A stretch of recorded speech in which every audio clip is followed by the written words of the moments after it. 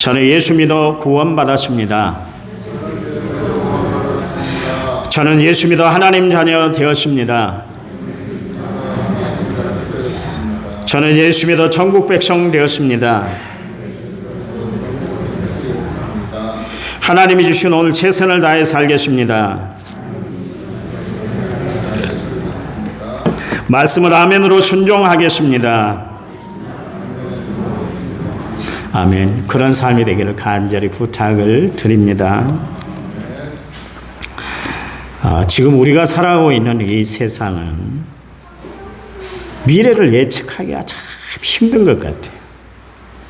그러다 보니까 사람들이 미래에 대해서 이야기할 때 희망을 이야기하기보다는 절망과 불안을 더 앞세우고 살아가는 것 같아요. 어떻게 살아야 할지 막막한 것 같아요. 옛날에는 그냥 살았거든요. 그런데 지금은 이 세상을 어떻게 대처하고 어떻게 살아야 할지 막막하기만 합니다. 지금으로부터 2700년 전에 그 불안한 전국 가운데 선지자 사역을 감당한 사람이 있었습니다. 그 사람이 바로 하박국 선지자였어요. 하박국. 바벨론 침공이 코앞에 다가왔다는 소식 때문에 하박국 선지자는 온몸이 부들부들 떨렸어요. 하박국 3장 16절 말씀에 보니까 내가 들었으므로 내 창자가 흔들렸고 그 목소리로 말미암아 내 입술이 떨렸도다. 무리가 우리를 치러 올라오는 환난 날을 내가 기다림으로 썩이는 것이 내 뼈에 들어왔으며 내 몸은 내 처소에서 떨리는도다. 그랬습니다. 바벨론이 침공해 들어온다. 그 소식이 전해지니까 하박국 선지자가 극심한 공포에 시달리게 되었다. 그런 이야기입니다. 거기 보니까 창자가 떨렸다. 입술이 떨리고 뼈가 썩고 또 온몸이 부들부들 떨렸다. 그랬습니다. 내일에 대한 걱정, 미래에 대한 암담함만 그렇게 생각이 났던 거예요. 그런 그가 하박국 3장 17절 18절 말씀에서 비록 무화과 나무가 무성하지 못하며 포도나무에 열매가 없으며 감람나무에 소출이 없고 밭에 먹을 것이 없으며 우리의 양이 없으며 애양간에 소가 없다 할지라도 나는 여호와로 말미암아 즐거워하며 나의 구원의 하나님으로 인하여 말미암아 나는 기뻐할 것이다. 주 여호와는 나의 힘이시다. 나의 발을 사슴 같게 하사 나를 높은 곳에 다니게 하시는도다. 그랬어요. 전쟁에 심한 공포가 찾아온다 할지라도 먹고 사는 문제가 걱정이 된 그런 현실에 처한다 할지라도 자기는 하나님 때문에, 그러니까 구원을 베풀어 주시고 은혜를 베풀어 주시고 사랑을 베풀어 주신 그 하나님 때문에 즐거워하고 기뻐하겠다. 그랬어요. 여러분, 세상을 바라보면 여전히 불안하고 마음 둘 곳이 없지만 그러나 하나님을 바라볼 때, 하나님을 의지할 때, 하나님을 생각할 때 그 어려움을 다 이겨낼 수 있다. 그런 이야기를 했습니다. 17세기 철학자, 네덜란드 철학자였던 스피노자가 그런 이야기를 했죠.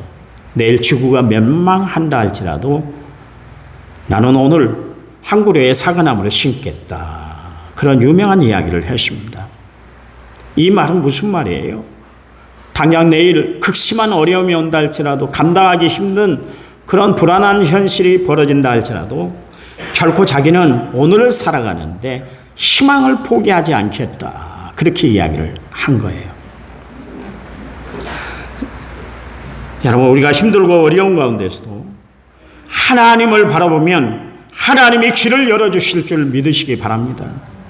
하나님이 방법을 주실 줄 믿으시기 바랍니다. 하나님이 이겨낼 수 있는 힘을 주실 줄 믿으시기 바랍니다.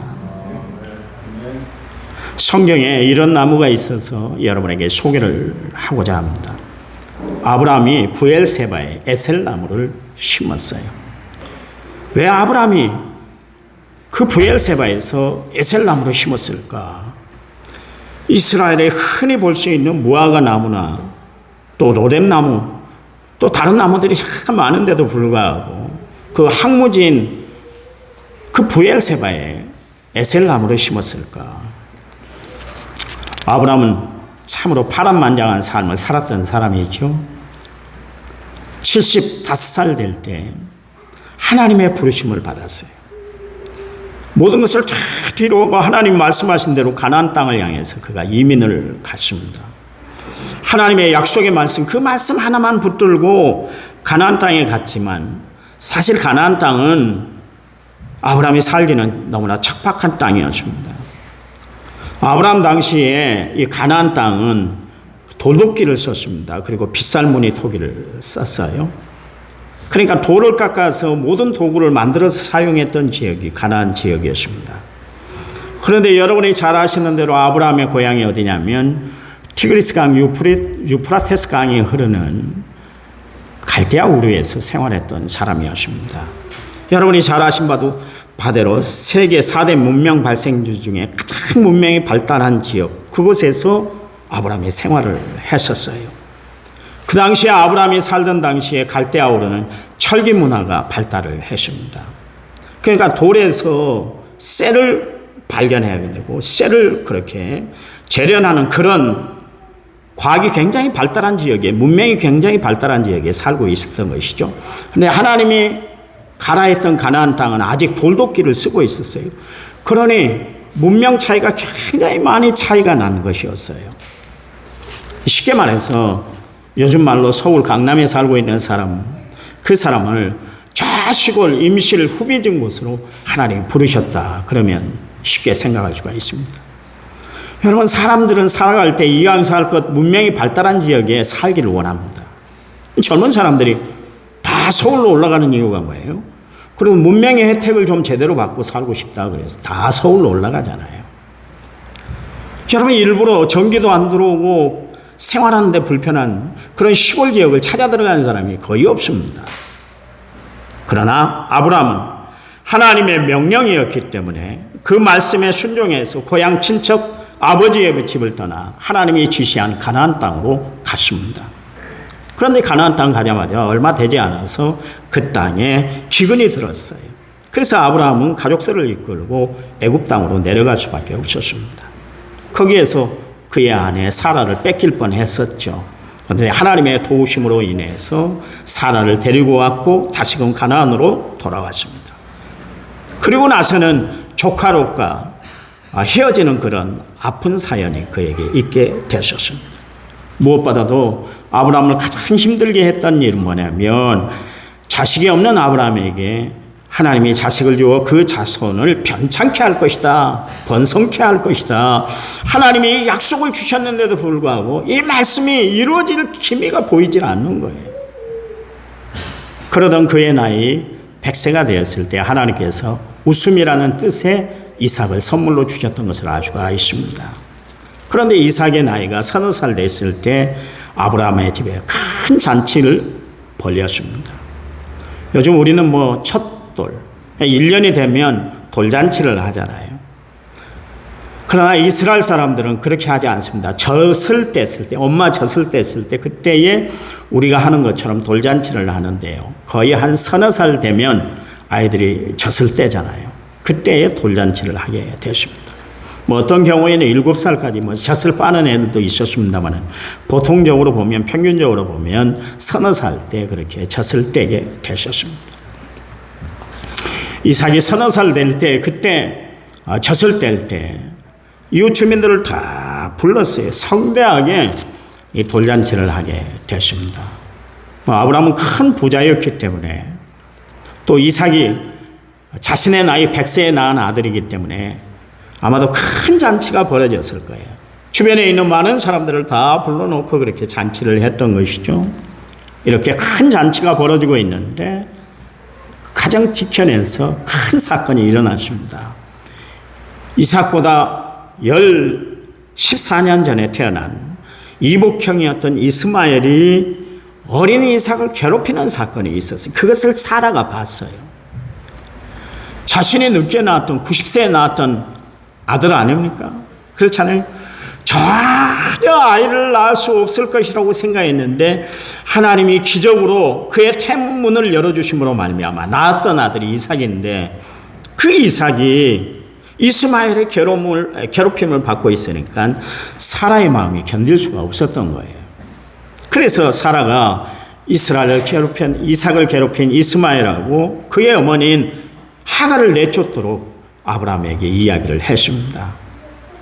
이스마엘이 함께 있는 한 이런 일들은 비일비재하고 계속 일어날 것이기 때문에 그렇게 사라가 먼저 그렇게 말을 진행을 했던 거예요. 사건을 진행했습니다. 그러니 그 이야기를 전해 들은 아브라함이 얼마나 고민이 됐겠어요.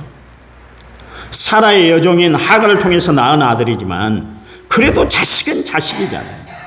근데 이 자식을 어떻게 매몰차게 내보낼 수가 있는가? 일로 아브라함이 고민을 하니까 하나님께서 사라의 말을 들으라, 그렇게 말씀을 하신 거예요. 아브라함은 하나님의 말씀 그대로 하갈과 이스마엘을 내쫓았습니다. 집에서 나가게 했어요. 그리고 성경은 이렇게 이야기를 합니다.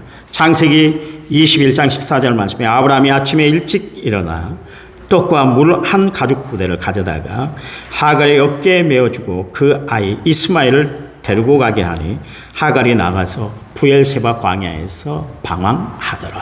그랬습니다. 당시 아브라함이 살고 있는 지역이 부엘세바였습니다. 그런데 쫓겨난 하갈과 이스마엘이 부엘세바 광야에서 방황을 했다, 그 이야기는 그들이 아브라함 주위를 쉽게 벗어나지 못하고 있었다, 그런 이야기예요. 그리고 먹을 것이 없는 그 광야에서 그들은 방황해야만 했었습니다. 마실 물이 없어서 그렇게 방황하고 하나님 우리가 이젠 죽게 되었어요, 그렇게 이스마엘과 하갈이 이야기했을 때 하나님께서 그들에게 샘물을 주셔서 물을 먹게 해 주셨습니다. 바로 그리고 나서 오늘 본문이 시작되고 있습니다. 오늘 본문에 이렇게 이야기를 하고 있죠. 그때라는 것은 도대체 어느 때를 말하는가? 아브라함이 하갈과 또 이스마엘을 집에서 내쫓은 후에 그랬습니다. 하나님의 지시대로 하갈과 이스마엘을 내쫓은 후에 집안이 평안해졌더라. 그게 오늘 본문의 이야기 줄거리입니다. 여러분, 그렇습니다. 무엇보다도 집안이 평안해야 돼요. 여러분, 잘 되는 집은 분명히 무슨 방법이 있고 잘 되는 집은 무슨 역사가 있는데 가만히 보면 집안이 평안한 거예요. 여러분, 평안한 집이 잘 됩니다. 예수 믿는 여러분, 임마누엘 되신 하나님 때문에 날마다 평안한 삶, 평안한 가정을 이끌고 살아가는 성도들이 되시기를 간절히 부탁을 드립니다. 여러분, 가정이 천국이 돼야 돼요. 집에만 들어가면 늘 바가지만 긋고 집에만 들어가면 늘 으르렁대고 싸우고, 교회에서는 천사 같은데 집에만 가면 왜 그렇게 갈등이 많고 시련이 많고 싸움이 많고. 여러분, 예수 잘못 믿는 거예요. 교회에서 모습 그대로 여러분 가정생활이 되시기 바랍니다. 교회에서 경건하게 여러분이 사는 것처럼 사회생활도 여러분이 경건하게 살아가는 성도들이 되어서 세상을 바꾸고 세상에 영향력을 끼치고 살아가는 성도들이 되시기를 간절한 마음으로 부탁을 드립니다.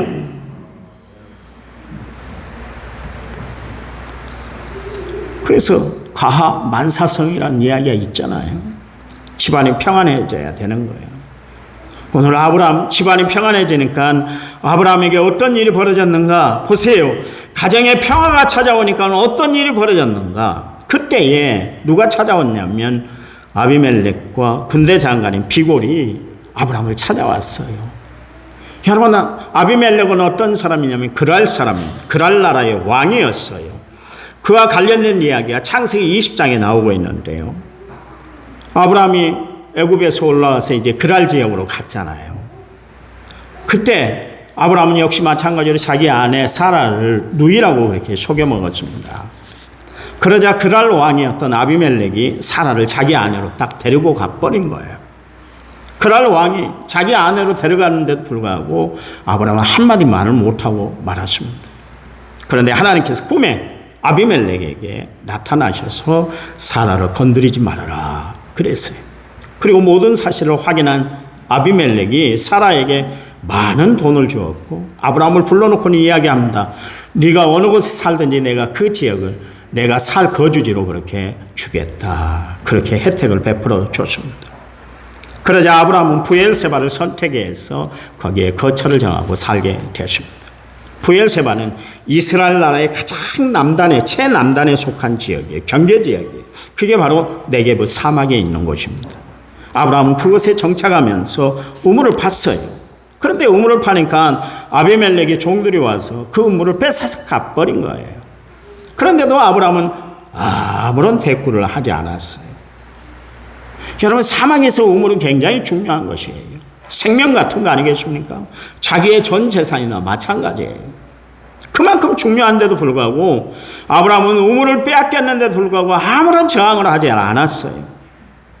여러분, 예수 믿는 사람들이 세상을 어떻게 살아가는가? 악에 받쳐서 살아가는 사람들이 아니에요. 하나님은 살아계신 하나님이요. 우리가 어려움 당하면 하나님은 어려움 당할 피할 길을 내어주시는 하나님인 줄 믿으시기 바랍니다. 우리가 고통당하며 고통 당한 만큼 하나님은 해결해 주시고 우리에게 평안으로 역사하는 줄 믿으시기 바랍니다.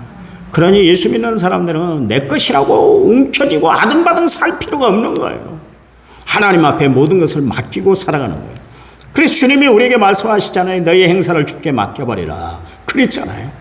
모든 일을 주님 앞에 맡기고 살아가는 사람들이 예수 믿는 사람들이에요. 내 감정도, 내 건강도, 내 삶도, 내 지혜도, 내 재물도 다 주님 앞에 맡기고 사는 사람, 그 사람들이 바로 예수 믿는 사람들이에요. 아브라함이 얼마나 시간과 공력을 들였겠어요. 사람을 사서, 인부를 사서 아마 그 우물을 팠을 텐데 내 것이라고 얼마나 주장하고 싶었겠어요. 그런데도 불구하고 그들이 우물을 빼앗아가니까 그대로 놔뒀어요. 왜 그랬을까요? 하나님이 보상해 줄 믿었어요. 그런데 몇 년 후에 어느 날 아비멜렉이 불쑥 찾아온 거예요. 아브라함을.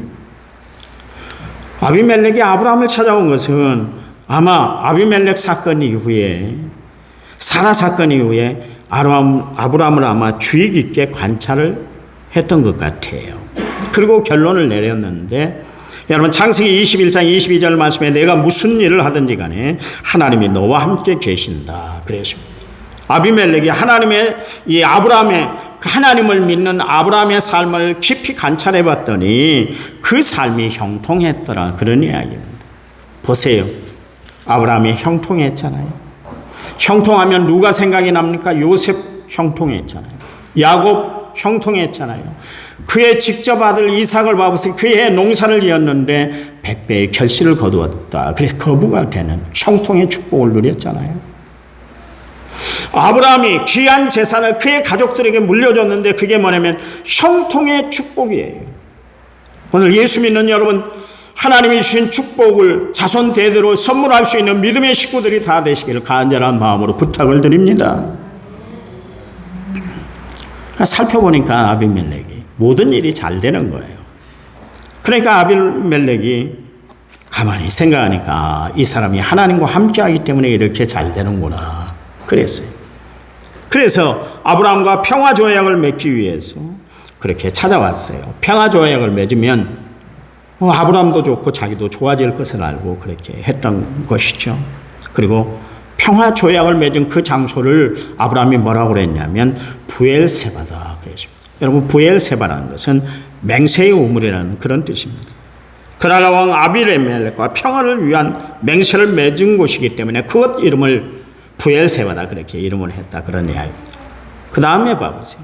아비멜렉과 그의 군대 장관이었던 비골이 돌아간 다음에 아브라함이 했던 행동이 있는데 그 부엘세바에 에셀나무를 심었다 그랬습니다. 오늘 본문에 보세요. 아브라함이 부엘세바에 에셀나무를 심었고 거기서 영원하신 여호와의 이름을 불렀다 그랬습니다. 아브라함이 부엘세바에 에셀나무를 심은 이유가 도대체 뭘까요? 거기 보니까 영원한 하나님의 이름을 부르기 위해서 거기에 에셀나무를 심었다 그렇게 이야기를 하고 있습니다. 아까 말씀드린 것처럼 왜 그곳에 에셀나무를 심었을까? 땅이 척박한 곳에 잘 자라는 나무가 두 가지가 있습니다. 하나는 로뎀나무고 하나는 에셀나무입니다. 여러분, 로뎀나무 그러면 생각나는 사람이 있잖아요. 그게 누구냐면 저 부엘세바 로뎀나무 아래 가서 죽기를 갈망했던 엘리야가 여러분 생각날 거예요. 그때 로뎀나무가 있습니다. 그런데 로뎀나무는 그렇게 그늘이 많이 우거지는 그런 나무는 아닙니다. 로뎀나무는 우리나라에서 자생하는 나무 중에 쌀이나무가 있잖아요. 빗자루를 만들 때 쓰는 쌀이나무와 비슷합니다. 그러니까 거기는 그늘이 있을 리가 없는 것이죠. 반면에 에셀나무는 아주 큰 나무예요. 그늘이 많은 나무입니다. 나무가 자라면 크기가 한 10m까지 자랍니다. 그러니까 큰 그늘이 만들어지는 것이죠. 그런데 이 나무가 그 사막의 기후 속에서도 살아남을 수 있는 비결이 있는데 그게 뭐냐면 뿌리를 저 30m까지 뿌리를 내리는 나무예요. 그러니까 그 나무가 지하수를 충분히 흡수해서 나무가 잘 자라도록 그렇게 합니다. 에셀나무 잎은 염분으로 되어 있기 때문에요. 밤새 수분을 섭취를 해요. 그래서 낮에 태양이 내리쬐면 그러면 그때는 수분을 다 증발을 시킵니다. 그래서 그 나무 아래 가면 평소 바깥에 있는 햇볕보다 그 그늘에 가면 5도에서 10도 이상 그렇게 시원한 그늘을 그렇게 유지할 수가 있습니다. 마치 에어컨 역할을 하는 것이죠. 그래서 이스라엘 백성들에게 광야에 만나게 되는 에셀나무는 최고의 안식을 그렇게 상징을 한다. 그렇게 이야기를 하고 있습니다. 이런 에셀나무를 아브라함이 부엘세바에 심었습니다. 하갈과 이스라엘이 떠나고 나니까 가정이 평화로웠어요.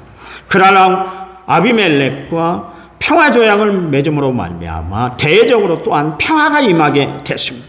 바로 그때 평화가 완성된 그 시점에 아브라함이 에셀나무를 심었다. 그런 이야기입니다. 여러분 지금까지 아브라함의 삶은 광야 같은 삶이었습니다. 비록 하나님의 약속의 말씀을 믿고 그가 가나안 땅에 왔음에도 불구하고 가나안 땅에서 그는 한 곳도 정착할 수가 없었어요. 늘 이주를 다녀야 됐었습니다. 아내를 빼앗길 위기를 2번이나 겪었어요.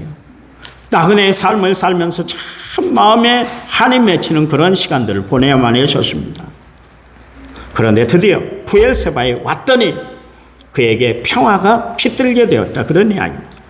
광야 같은 삶을 그동안 살아왔는데 이제야 에셀나무 아래서 평안히 쉬는 것처럼 안식의 때가 그에게 찾아왔다. 그런 이야기입니다. 여러분 우리가 세상을 살아가면서 얻게 되는 평안은 세상에서 주는 것이 아니에요. 내가 노력한다고 해서 받는 것이 아니에요. 하나님이 만들어 주셔야 진정한 평안을 누리고 살아가게 되는 줄 아시기 바랍니다. 여러분 지금까지 아브라함의 삶을 봐보세요. 실수투성이었어요.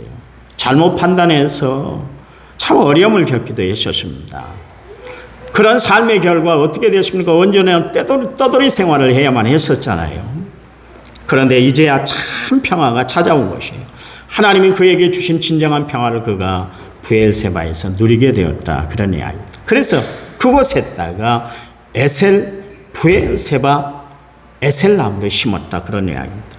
거기서 영원하신 하나님의 이름을 불렀다. 그랬습니다. 나에게 이런 평안과 축복을 주신 분은 여호와 하나님이세요. 그것을 선포하기 위해서 기념수로 그가 에셀나무를 심었습니다. 아브라함의 인생에 안식을 주신 분은 하나님 영원하신 하나님입니다. 그것을 고백하기 위해서 거기에 부엘세바의 에셀나무를 심었다. 그런 이야기입니다. 여러분 그래요. 우리 인생에 안식과 평화를 주신 분은 오직 하나님이신 줄 믿으시기 바랍니다. 여러분 내 모든 문제, 인생의 복잡하고 혼돈스러운 문제 그것을 해결해 주실 분이 누구시겠어요? 하나님이신 줄 믿으시기 바랍니다. 아브라함이 이 부엘세바에 에셀나무를 심은 또 다른 이유가 있습니다. 아브라함이 이스마엘을 보냈을 때 얼마나 마음이 아팠겠어요. 아버지가 없이 저 어린 것이 어떻게 살까 아마 걱정이 됐을 거예요. 그런데 봤더니 하나님이 그들의 삶도 책임져 줬더라. 그런 이야기입니다. 마실 물이 없을 때 하나님 물을 내려주셨잖아요. 이제 자신이 걱정하지 않아도 아브라함이 더 이상 걱정 근심하지 않아도 하갈과 이스마엘도 충분히 생활하게 된다는 것을 알게 됐습니다. 그 이스마엘에게 하나님은 에셀나무가 되어 주셨어요. 그래서 자식에 대한 걱정이 이제는 평안한 마음으로 바뀌더라. 그런 이야기입니다. 그래서 아들 이스마엘이 방황하던 바로 그 부엘세바에 에셀나무를 심었다. 그런 이야기입니다. 여러분, 세상을 살아가면서 부모 되는 우리가 가장 큰 걱정, 근심이 뭐예요? 자녀의 문제 아니에요, 자녀. 요즘 같은 세상, 살아가기 힘든 세상에 우리 자식들이 어떻게 살까? 걱정이 되잖아요. 저것들 싸우지 않고 잘 살아가고 있는가? 이혼당하지 않고 서로 잘 살고 있는가? 서로 마음을 합쳐서 잘 살고 있는가? 배는 굶지 않은가? 그게 부모된 마음 아니겠어요? 아브라함이 그랬어요. 그 옛날 이스마엘을 보내놓고 그 마음을 품고 있었어요. 그런데 하나님이 그 이스마엘의 모든 문제를 다 해결해 주셨다는 거 아니겠습니까? 그 옛날 아브라함의 모든 문제, 이스마엘의 모든 문제를 해결해 주신 분이 오늘 우리의 삶도 해결해 줄 줄 믿으시기 바랍니다. 우리의 자녀들 앞길도 하나님 앞에 맡기면 하나님이 다 해결해 주셔서 합력하여 선을 이루도록 하나님이 역사해 줄 줄 믿으시기 바랍니다. 예수님께서 비유로 말씀하신 그 말씀 중에 마태복음 13장에 이런 말씀이 있어요. 천국은 마치 사람이 자기 밭에다 심은 겨자씨 하나와 같으니 이는 모든 씨보다 작은 것이로되 자란 후에는 풀보다 커서 나무가 되며 공중의 새들이 와서 그 가지에 깃들었다 그랬습니다.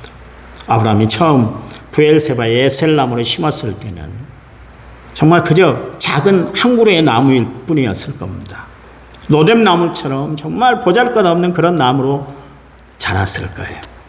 그런데 마치 겨자씨 하나리 자라서 큰 나무가 돼서 공중의 새들이 그걸 보금자리 삼고 쉼터로 얻는 것처럼 아브라함이 심었던 이 에셀나무 때문에 많은 사람들, 그 나무가 자람으로 말미암아 많은 사람들이 안식을 얻고 또 쉼을 얻는 그런 아름다운 나무로 자라게 됐다, 그런 이야기입니다. 여러분, 우물을 파놨으면 아비멜렉의 종들이 와서 빼앗아갈 때는 그것이 원망의 장소였습니다. 그럼에도 참았어요. 그럼에도 인내했어요. 그러자 브엘세바가 축복의 땅으로 변했습니다. 평화가 깃든 장소로 바뀌었더라, 그런 이야기입니다. 이스마엘을 보낼 때도 역시 마찬가지로 아브라함에게 브엘세바는 고통의 장소였습니다. 서자이긴 하지만 자식이잖아요.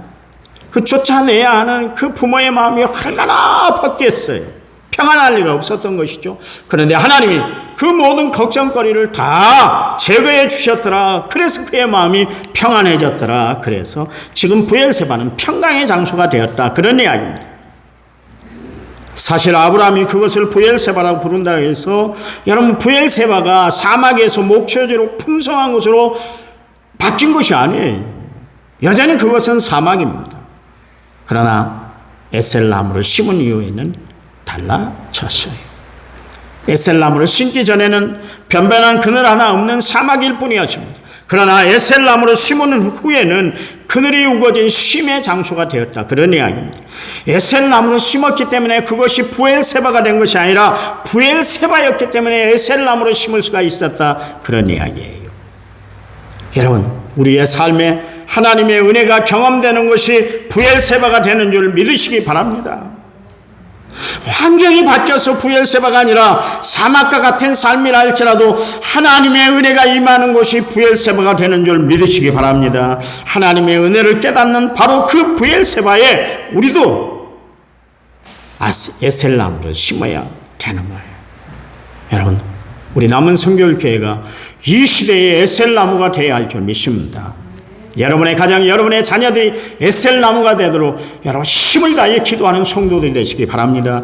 그러기 위해서는 어떻게 해야 돼요? 우리의 신앙이 브엘세바가 돼야 된다, 그런 이야기입니다. 하나님이 도우시는 우물, 하나님께서 만들어주신 평화를 누리는 우물이 돼야 한다, 그런 이야기예요. 여러분, 하나님께서 오늘 우리의 삶 가운데 브엘세바로 인도해 주십니다. 바로 거기에 우리는 에셀나무를 심어야 될 줄 믿습니다. 우리의 가정과 우리가 살아가는 세상 그늘이 되어주는 에셀나무, 영생하시는 하나님의 이름이 선포되는 에셀나무를 심고 살아가는 성도들이 되시기를 간절히 부탁을 드립니다. 오늘 여러분 한 그루에 에셀나무를 심어보세요. 에셀나무.